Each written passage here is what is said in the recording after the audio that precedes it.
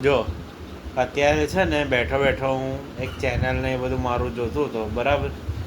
તો હમણાં એક બે વસ્તુ નોટિસ કરી કે મારા સબસ્ક્રાઈબર તો બહુ નથી, બરાબર. સબસ્ક્રાઈબ કરવા માટે તમારે સબસ્ક્રાઈબ કરવું પડે, બરાબર. અમુક લોકોએ સબસ્ક્રાઈબ કરેલું છે, ઓકે. હવે ખબર નહીં, રેન્ડમ જ છે આ વ્યક્તિ, બરાબર.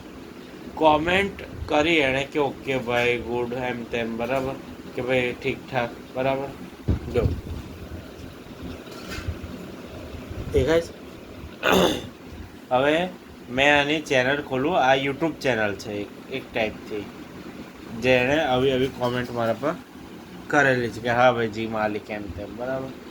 એટલે મેં કીધું હશે ભાઈ કંઈક, બરાબર. એટલે મેં વિચારતો હતો, મેં કીધું હશે કોઈક વ્યક્તિ, બરાબર. અને પછી મેં ચેનલ ખોલી, ચેનલ પર પછી મને શું જોવા મળ્યું એ જોવો હવે.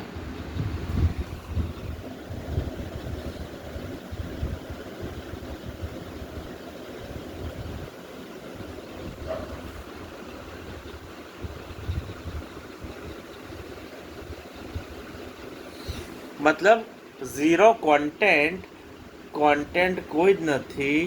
અને 1.1 કે હા 1.12 કે સબસ્ક્રાઈબર, એટલે 1.12 કે સબસ્ક્રાઈબર છે આના.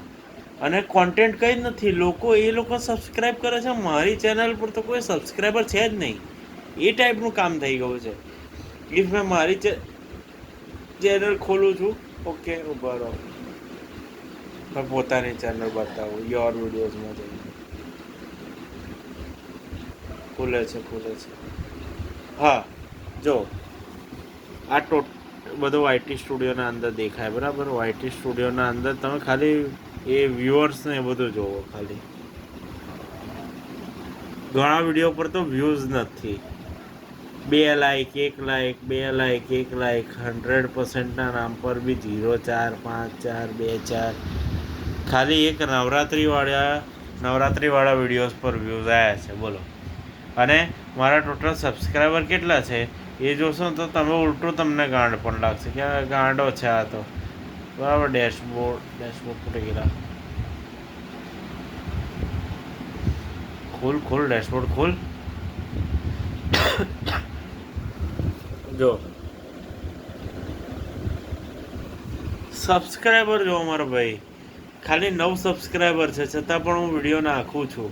સબસ્ક્રાઈબ કરો યાર તમે લોકો, યાર આવું ના ચાલે. સબસ્ક્રાઈબ કરવું પડે તમારે.